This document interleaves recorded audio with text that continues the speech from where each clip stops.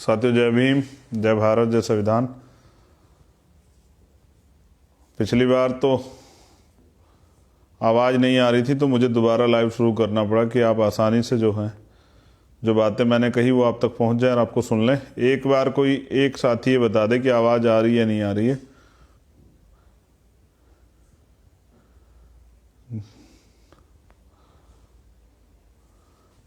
कोई एक साथी बता दे तो फिर मैं अपनी बात को शुरू करूं।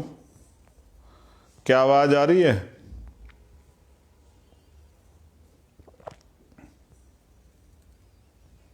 टीशू बताना जरा, आवाज़ आ रही है क्या? टीशू कुमार वालिया उत्तराखंड से हमारे छोटे भाई, क्या आवाज़ आ रही है? बस ये बता दो एक बार।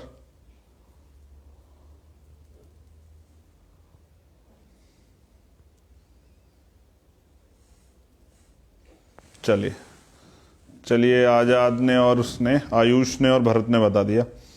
सबसे पहले तो एक अभी मैंने ये पूछने के समय कमेंट पढ़ा कि वो कमेंट ये था कि आप कैसे? मैं अच्छा हूँ और ये मेरी मंगल कामना है कि आप सब लोग भी स्वस्थ हों। आप सब लोग भी, अभी ठंड का समय चल रहा है तो आपका स्वास्थ्य जो है वो अच्छा रहे और आपके घर परिवार में सबके लिए मेरी मंगल कामना है। सभी साथियों के लिए जो इस लाइव से जुड़े हैं, जो नहीं भी जुड़े हैं, जो बाद में सुनेंगे, सभी देशवासियों के लिए मेरी मंगल कामनाएं। इसलिए क्योंकि ये जिम्मेदारी है, तथागत बुद्ध ने जो है विचार दिया है कि हमें सबके अच्छे की कामना करनी चाहिए।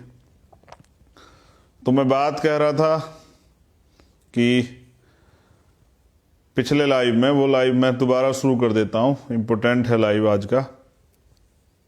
करुणा के सागर तथागत गौतम बुद्ध, संत शिरोमणि सतगुरु रविदास जी महाराज, भगवान वाल्मीकि महाराज, गुरु नानक देव, संत कबीर, गुरु घासीदास जी महाराज, आज उनकी जन्म जयंती भी है, आज उनका जन्म दिवस भी है। जहाँ तक मुझे सही याद है तो गुरु घासीदास जी का आज जन्म दिवस भी है, या हो सकता है कि अगर मुझे कन्फ्यूजन हो तो ये कुछ है आज वहाँ पर। सुबह मैंने ट्वीट भी किया था।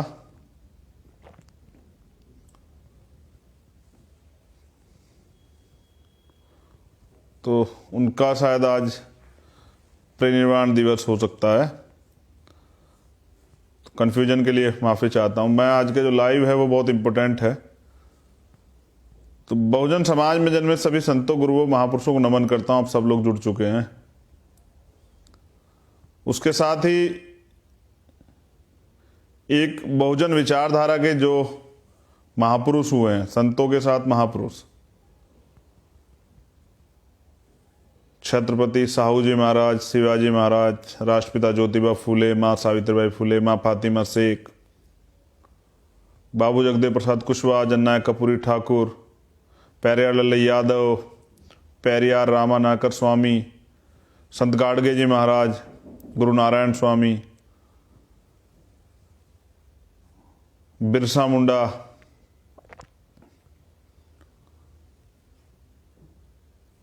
शहीद उधम सिंह, शहीद भगत सिंह, शहीद सरदार करतार सिंह सराभा जी,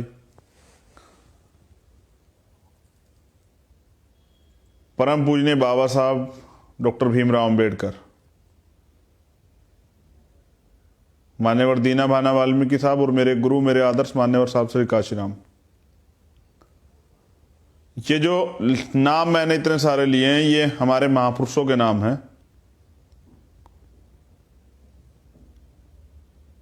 और ये मैंने आपसे इसलिए लिए कि हम लोग इनको इसलिए मानते हैं कि सबने परिवर्तन की लड़ाई लड़ी और विचार दिया, और हम सब लोग जो आपस में जुड़े हुए हैं वो भी विचार से जुड़े हुए हैं। ये जो विचार है जो लंबे समय के लिए हमें जोड़ता है। और मेरी एक तकलीफ है, मैं आपसे बयां करना चाहता हूं। और इसलिए क्योंकि सकारात्मक दृष्टिकोण बहुत जरूरी है।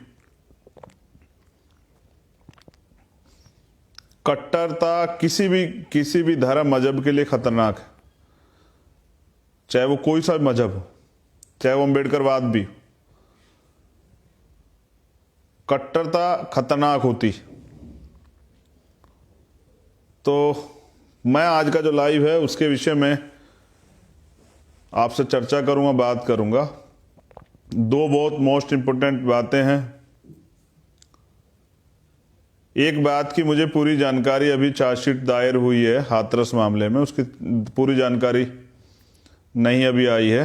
न्यूज़ चैनल के माध्यम से आया, क्योंकि न्यूज़ चैनल की जो है सत्यता प्रमाणित नहीं है, क्योंकि बहुत सारे चैनल कुछ ना कुछ चला देते हैं। तो उसकी मैंने टीम वहाँ लगा दी है, वहाँ से रिपोर्ट कार्ड आ जाएगा। जैसे उसकी कॉपी हमें मिलेगी मैं उस पर अपनी बात रखूँगा। आज बहुत ज़रूरी बात जो है वो आपसे रखनी है, और ये सुनना चाहिए और आपको समझना चाहिए।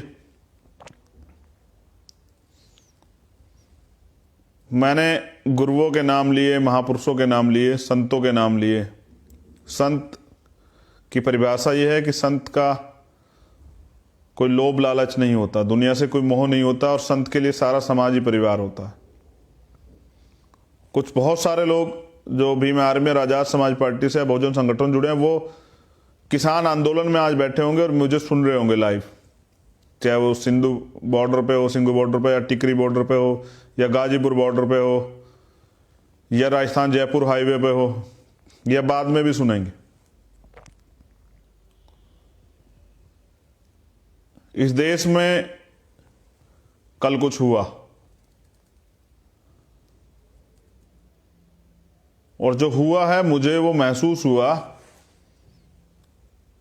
और इतनी कठिनाई से, इतनी गंभीरता से महसूस हुआ कि मैं रात भर सो नहीं पाया।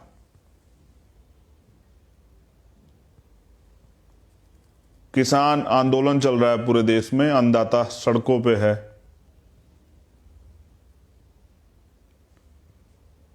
और बड़े पैमाने पे ये वो लोग हैं जो इस देश में लंबे समय से संघर्ष के रास्ते पर है। हम में से बहुत सारे लोग, मैंने तो, मेरे फादर टीचर थे मगर वो खेती भी करते थे, मैंने भी खेती की है, खेती को मैं बड़े करीब से समझता हूं। एक कड़वा सच ये भी है, मैं अभी की बात आपको बता देता हूं। घर पे हमारे भैया खेती करते हैं, तो ये बिल्कुल सत्य बात मैं आपको बता रहा हूं। उन्होंने चेरी की फसल लगाई थी घास के लिए, और 7-8 हज़ार रुपये उन्होंने एक जगह पे खर्च किए, एक जमीन पे हमारी। और लास्ट टाइम जब उन्होंने उसको बेचा तो मंडी के भाव में जो रेट उस समय चल रहे थे वो 2,000 रुपये की गई। तो मैं बड़ा हंस रहा था घर जाके, और माँ से कह रहा था कि भैया खेती करते हैं तो कितनी कामयाब खेती करते हो, कितना मुनाफा होता है, कि खुद की मेहनत भी है, मोटरसाइकिल से जाते हैं, काम भी करते हैं, 10,000 रुपये फसल में लगाए भी, और फसल हुई 2,000 रुपये की। और ये मेरे जीवन की सच्ची घटना है, अभी 2-3 महीने पुरानी। और मैं हंस रहा था, खुद में हंसता रहा बहुत, कि बताइए ये ऐसी खेती करते हैं भाई। लेकिन ये उसमें उनकी गलती कम है, और क्योंकि प्राकृतिक मार होती है, अकस्मात जो है बारिश आ जाना, पक्की फसल पे ओले आ जाना, कोहरा आ जाना, इससे फसल खराब होती है। समय पे पानी ना मिलना, या बहुत तेज हवा चलने से गिर जाना फसल का, ये बहुत परेशानी का विषय। तो मैं जो आपसे आज बात कर रहा हूं, किसान आंदोलन चल रहा है और 25 से 26 लोगों ने शहादत दी। जो आंदोलन में शहीद होता है उसे शहादत का दर्जा ही मिलता है, लेकिन एक बड़ी शहादत हुई है जो एक संत की है, एक सच्चे संत की। बाबा राम सिंह जी, सिंगड़ा वाले, नानकसर गुरुद्वारा करनाल। मैं कल गया था उनके अंतिम दर्शन को, और वो एक सुसाइड नोट लिख के गए, और ऐसा ही एक 10 पन्नों का सुसाइड नोट उन्होंने गुरुद्वारे में छोड़ा था।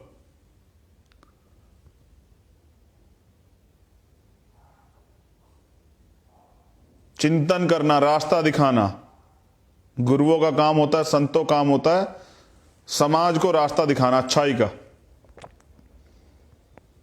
वो परेशान हुए, उनके लेटर को एक बार वो पंजाब में भी लिखा हुआ था, लेकिन सुन लीजिए, उन्होंने लिखा कि किसान आंदोलन चल रहा है और किसान पिछले 3-4 महीने से आंदोलन में। वो सिंघू बॉर्डर गए और वहां के जीवन को देखा। अभी आपके यहाँ टेम्परेचर आप नोट करेंगे रात में 7, 8, 9, 10, 11, 12, 3, 4 तक जा रहा है। कड़ाके की ठंड होती है। कमरे से रात में निकलना पड़ जाए, कोई आ जाए उसको देखने जाना पड़ जाए तो बड़ी कठिनाई होती है। लेकिन जो लोग आंदोलन में हैं वो खुले आसमान के नीचे रह रहे हैं, पेट्रोल पंप पे, सड़क पर, तंबू लगा के, ट्रैक्टर ट्रॉलियों में, टेंटों में। शीत का समय, इसीलिए तो कमाता है आदमी कि अपने जीवन की सुरक्षा कर सके, अपने बच्चों का भविष्य बना सके, अपने लिए संसाधन इकट्ठा कर सके। तो बाबा जी ने इसे करीब से महसूस किया और उनको समझ आया कि कितना बड़ा छल जो है सरकार ने किया है और वो तकलीफ जो है वो देख नहीं पाए। कहना बड़ा आसान होता है, करीब से जब आदमी अपने जीवन में जिसके ऊपर गुजरती है उसको पता लगता है। तो बाबा जी ने लेटर में लिखा कि सब लोग अपनी अपनी तरफ से सेवा कर रहे हैं, सब लोग अपनी अपनी तरफ से आंदोलन में हिस्सेदारी कर रहे हैं।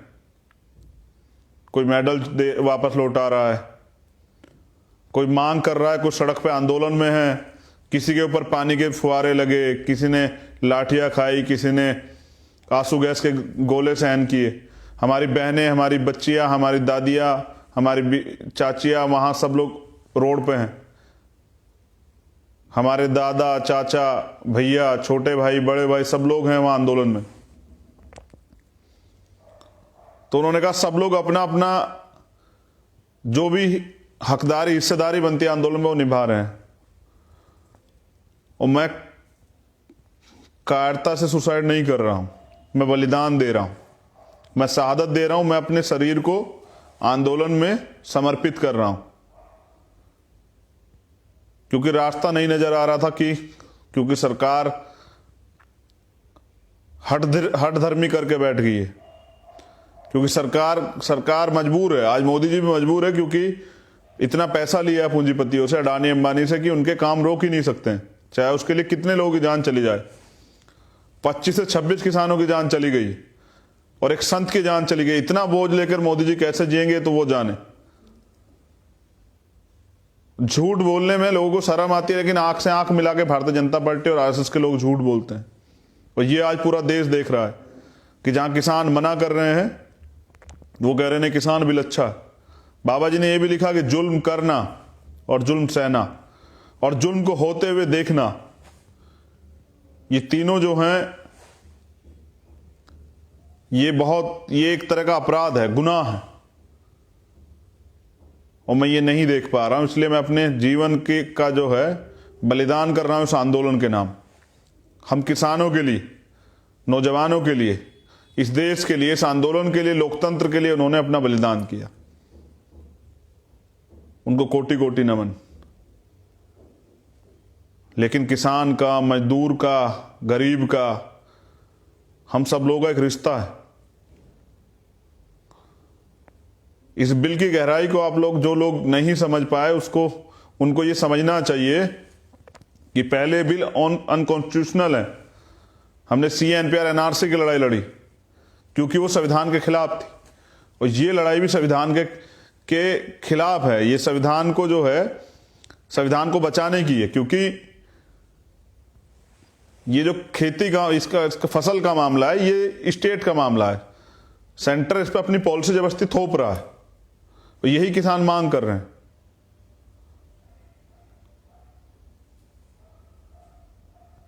यहां आंदोलन होते हैं किसान अपने हक के लिए, कर्जा माफी के लिए, तमाम तरह के लिए सड़कों पे आता आंदोलन करता है। लेकिन आज किसान ने कुछ मांगा नहीं, जबरदस्ती उस पर ये बिल थोप दे गए। और सरकार कह क्या रही है? बाबा जी को ये समझ आया, संतो, क्योंकि उनका जीवन समाज के लिए होता है, उन्होंने जमाना देखा होता है, पुराने अनुभव होते हैं, इतिहास के जानकार होते हैं वो, और रास्ता दिखाते हैं समाज को, तो उनको ये भी पता है सरकार का चाल चरित्र। ये सरकार जो है ये जनता का विश्वास खो चुकी है और संत महापुरुषों का विश्वास खो चुकी है। ये इतनी निकम्मी सरकार है, झूठी सरकार है, और उनके नेता तमाम लोग भ्रष्ट हैं, लालची लोभी लोग बैठे हैं सत्ता में। वो कह रहे हैं कि हम लिखित में एमएसपी का आश्वासन दे रहे हैं, कानून में नहीं डालेंगे, क्योंकि जो लिखित में दिया है उस पर तो कल भी कोई नया नोटिफिकेशन कैबिनेट जारी कर देगी, सरकार जारी कर देगी, और वो जो लिखित में दे रहे हैं वो खत्म हो जाएगा। किसान तो इस बात को समझ चुके हैं। मैं तो कहता हूं कि अन्नदाता वो नस्ल है जो बीज देख के बता देता कि कैसी होगी फसल। जिन्होंने जो 50 साल से खेती कर रहे हैं, 40 साल से खेती कर रहे हैं, उनको ज्यादा पता होगा, या इन लोगों को जिन्होंने कभी एक गन्ना नहीं उगाया है। तो पूंजीपतियों के चाटुकार नहीं बताएंगे किसानों को कि क्या क्या समस्या किसानों के सामने आएंगी। कॉन्ट्रैक्ट फार्मिंग उन्होंने देखी है, इसके उदाहरण है ऑलरेडी। मंडियां खत्म हो जाए, कितने लोगों का रोजगार जाएगा। मैं बात आपको इसलिए कह रहा हूं क्योंकि कल बाबा जी के अंतिम दर्शन करके मुझे बड़ी तकलीफ हुई। और जब भी कहीं अन्याय होता है, क्योंकि बाबा साहब ने भी तो हमें ये सिखाया है, उन शब्दों को याद कीजिए कि अन्याय करने वाले से अन्याय सहने वाला ज्यादा दोषी होता है, और वो भी दोषी होता है जो अपने हक अधिकारों को छीनते हुए देखता है। यही तो बाबा जी कह के गए, और ये परम पूज्य बाबा साहब अम्बेडकर ने भी कहा। तो हमारे संत भी, हमारे गुरु भी, हमारे महापुरुष भी एक जैसी बातें इसलिए कह रहे हैं क्योंकि उन्होंने समाज को रास्ता दिखाया, इस दुनिया को, इस देश को रास्ता दिखाया। इसलिए मैंने कल ये संकल्प लिया था कि मैं किसान आंदोलन को कमजोर नहीं पड़ने दूंगा। और मैं आपसे भी ये मांग करता हूं, अपील करता हूं कि किसान का गेहूं जब 20 रुपए बिकेगा और पूंजीपति के यहां से आटे की कीमत जो है स्टॉक की सीमा बढ़ा देने के बाद जो आएगी, जब वो 100 रुपए का होकर मार्केट में आएगा, तो जो मजदूर लोग हैं, जो अधिकारी कर्मचारी हैं, जो तमाम लोग जो खेती नहीं करते हैं, जब 5 गुना कीमत पे आपको यही चीजें मिलेंगी, इससे महंगाई बढ़ेगी, करप्शन बढ़ेगा। ये लोग स्टोर करके रख लेंगे और फिर मंडियों में दलाल बैठ के जो हैं, जो इनके दलाल हैं, बाजारों में बैठ के वो दिखाएंगे कि इसकी कमी होगी है, और कमी हो जाएगी। आपने पहले भी देखा, जब कमी हो जाती है तो फिर किस भाव 2 रुपए का जो 2 रुपए का जो मोल है वो 10 रुपए का मिलता है, 2 रुपए का माल। तो इससे आम व्यक्ति का जीवन प्रभावित होगा। इससे गरीबों को, पहले ही देश गरीब है, देश तो नहीं गरीब है, लेकिन इन्होंने भ्रष्ट नेताओं ने गरीब कर दिया लूट लूट के। इसलिए किसान उन पर भरोसा नहीं कर रहे। उनका वो भरोसा करे ही क्यों? झूठ का भरोसा वो क्यों करें? मैं इसलिए आपसे अपील कर रहा हूं कि आज हमें किसानों के साथ खड़ा होना चाहिए। मैं पंजाब और हरियाणा के अपने साथियों से अपील करता हूं, यूपी के साथियों से भी, कि जहां किसान आंदोलन को बल देने के लिए वो घर से निकले और इस आंदोलन को बल दें। अपने लक्ष्य को याद रखिए कि ये सरकार एक एक करके सबको नुकसान पहुंचा रही है। कभी CNPR NRC लाती है, कभी सरकारी प्राइवेटाइजेशन करती है।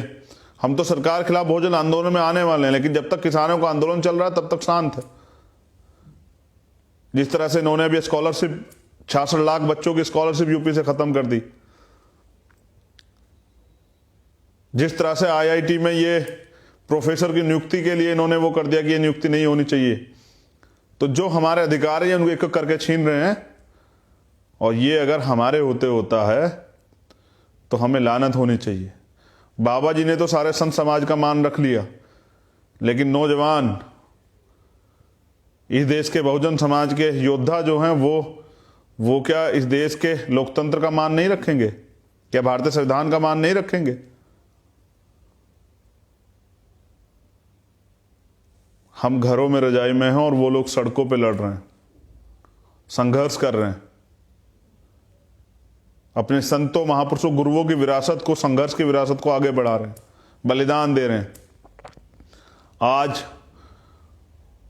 उनको हमारी नहीं, हमें उनकी जरूरत है, उनके हौसले को बढ़ाने की, इस जालिम सरकार को बताने की कि ये लोकतंत्र है, लोकतंत्र में वही होगा जो जनता चाहेगी।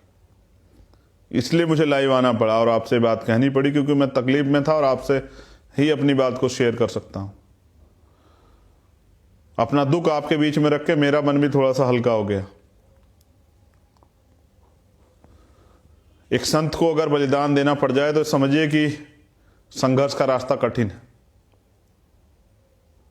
और जैसा मैंने कहा, वो तो ऐसे संत थे कि जिनको कोई मतलब ही नहीं था किसी भी तरह के लोभ लालच से। उनको बलिदान देके उन्होंने हमें गुलाम भारत की याद दिलाई है। जैसे शहीद करतार सिंह सराभा, शहीद उधम सिंह और एक बलिदान शहीद आजम सरदार भगत सिंह, याद कीजिए उस बलिदान को। वो चाहते तो बम जो असेंबली में फेंका गया था उससे वापस आ सकते थे फेंक कर उसको, लेकिन वो रुके, जैसे आज सिंघू बॉर्डर पे रुके में लोग, और वो रुके और उन्होंने अपने आंदोलन को जनता तक के बीच तक पहुंचाया। और किसी कारण से ये आंदोलन जनता के बीच नहीं पहुंच रहा है तो मेरी जिम्मेदारी, क्योंकि मैं 30 करोड़ लोगों को रिप्रेजेंट करता हूं। अगर मैं दलित समाज की बात करूं, इस देश में 30 करोड़ की आबादी, लेकिन मैं बहुजन समाज की बात करता हूं, 100 करोड़ आबादी की बात, कि हमें 100 करोड़ लोगों को जगाना है। लेकिन मैं जो बात कह रहा था शहीद आजम के विषय में, उन्होंने कहा कि मेरा रास्ता यह है कि मुझे लोगों को जगाना है, और बाबा जी ने वही किया।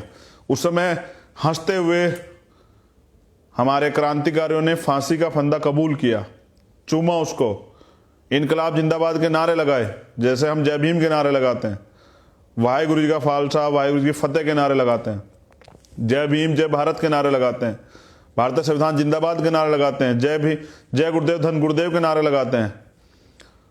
तो वो चूमा फांसी का फंदा किसके लिए? कि मेरे देश के नौजवान, मेरे देश की जनता जाग जाए। बाबा जी ने भी ये जो बलिदान दिया है, ये हमें और आपको जगाने के लिए दिया है कि आप लोग उस बलिदान को व्यर्थ ना जाने दें उसकी, और जागें और इस जालिम सरकार के खिलाफ खड़े होकर इस आंदोलन को मजबूत करें। ये अंग्रेजों से भी ज्यादा खतरनाक है। अंग्रेजों में तो न्याय करने की नीयत होती है, इनमें तो वो भी नहीं है। इन्हें संतों की शहादत पे कोई दिक्कत नहीं है, कोई परेशानी नहीं है। ये धर्म के नाम पे झूठे ढोंग करने वाले लोग, जिनको इंसानों से प्यार नहीं है, जिनको मानवता से प्यार नहीं है। और मैं संत जी को आदरांजलि अर्पित करता हूं, उनको कोटि कोटि नमन, उनके बलिदान को जो है नमन करता हूं। आपकी शहादत व्यर्थ नहीं जाएगी, हम लोग इस संघर्ष को और मजबूत करेंगे। और मैं धन्यवाद देता हूं उन सभी किसान भाइयों को और आंदोलनकारियों को जो सभी बॉर्डर पे या देश के किसी भी कोने में सरकार की हठधर्मिता के खिलाफ, सरकार के झूठ के खिलाफ लड़ रहे हैं, संघर्ष कर रहे हैं अपने हक के लिए। और हक के लिए लड़ना ही जो है, यही योद्धाओं की फितरत होती है, यही जो है होनी भी चाहिए कि अपने हक की लड़ाई लड़ी जाए। और हक की लड़ाई एसी के कमरों में बैठ के नहीं लड़ी जाती साहब, घरों में बैठ के नहीं लड़ी, सड़क पे लड़ी जाती। और ये काशीराम साहब ने भी कहा कि जब आप संसद में, विधानसभा बहुमत में, तो सड़क पे बहुमत में रहना। हमारे अन्य बहुजन नेताओं ने कहा, एक और हमारे बहुजन नेता हुए, उन्होंने कहा कि सड़कें जब सुनसान होती है तो संसद तानाशाह हो जाती है। और ये तानाशाही तो कर रहे हैं। इस तानाशाही को रोकने के लिए, जुल्म जाति को रोकने के लिए और अपने संतों के बलिदान को अमर करने के लिए, संत जी तो हमारे बीच में अमर रहेंगे हमेशा, लेकिन उनका बलिदान याद किया जाएगा ऐसे समय में जो उन्होंने आंदोलन में दिया। लेकिन हमें जागना पड़ेगा। इसलिए मैं अपने लोगों से अपील करूंगा, अपने सभी साथियों से अपील करूंगा, इस आंदोलन को मजबूत करें और किसान भाइयों के हौसले बढ़ाएं, उनके साथ खड़े होकर अपने गुरुओं महापुरुषों के रास्ते को जो है स्वीकार करें, आगे बढ़ें, उस पर एकता बनाएं और जालिम सरकार के खिलाफ लड़ें।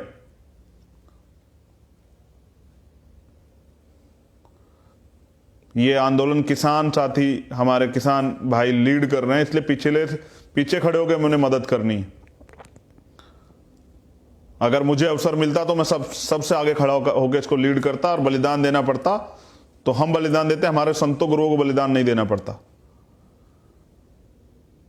लेकिन मैं आपसे अपील करूंगा, बारंबार अपील करूंगा कि आप इस बात को समझें और आंदोलन को मजबूत करें। इस तानाशाही सरकार को ये बताएं कि झूठ के पैर नहीं होते और सत्य जो है परेशान हो सकता है, पराजित नहीं हो सकता। और मुझे उम्मीद है कि किसान आंदोलन में किसान भाइयों की जीत होगी और ये जालिम सरकार हारेगी। मैं सभी आंदोलनकारियों से भी निवेदन करूंगा कि वो धैर्य और शांति बना के रखें। जैसे अपने आंदोलन को चलाते आए हैं ऐसे चलाते रहें और धीरे धीरे जन समर्थन आपके साथ तैयार हो रहा है और एक दिन बहुत जल्द ऐसा आएगा कि पूरा देश आपके साथ खड़ा हो जाएगा। इन जालिमों निकम्मों के साथ जो है, झूठों के साथ कोई नहीं खड़ा होगा। अभी जो लोग अपनी निजी स्वार्थ में इनके साथ है वो भी लौट आएंगे इनके पास से। इतना समय मुझे सुनने के लिए हजारों लोग जो सुन रहे हैं उनको बहुत बहुत हृदय गहराई से आभार। जैसे ही हाथरस मामले की जो चार्जशीट पेश हुई है वो मेरे पास आ जाएगी, मैं बहुत जल्द उस पर अपनी बात रखूंगा। अभी तो चार्जशीट में ये है कि ये जानकारी है कि एफआईआर जो दर्ज हुई है वो हत्या, रेप और बाकी जो धाराएं उसमें लगाई गई हैं। बाकी जो भी सूचना है वो जारी रहेगी, लेकिन मेरी विनती है कि आप लोग इस आंदोलन में जुड़े और मजबूत करें और सहयोगी की भूमिका बनके जो है इसमें समर्थन करें। जन समर्थन ही एक आंदोलन सबसे बड़ी ताकत होती है और ये सिर्फ किसानों का नहीं, ये देश का आंदोलन है, पूरे भारत का आंदोलन है। और भारत के वीर क्रांतिकारियों को नमन और किसान आंदोलन पे संघर्ष करे सभी साथियों को नमन। जय भीम, जय भारत, जय संविधान। आपका भाई चंद्रशेखर आजाद आपसे अपील कर रहा है, इसमें सहयोग कीजिए। स्पेशल हरियाणा, पंजाब, राजस्थान और उत्तर प्रदेश के साथियों से निवेदन, कमरकसी और जालिम सरकार को बताइए कि बलिदान देने का जज्बा हमारे गुरुओं ने बहुत लंबे समय से जो है विरासत में हमें दिया है, उससे पीछे नहीं हटेंगे, लेकिन इस जालिम सरकार को झुकना पड़ेगा।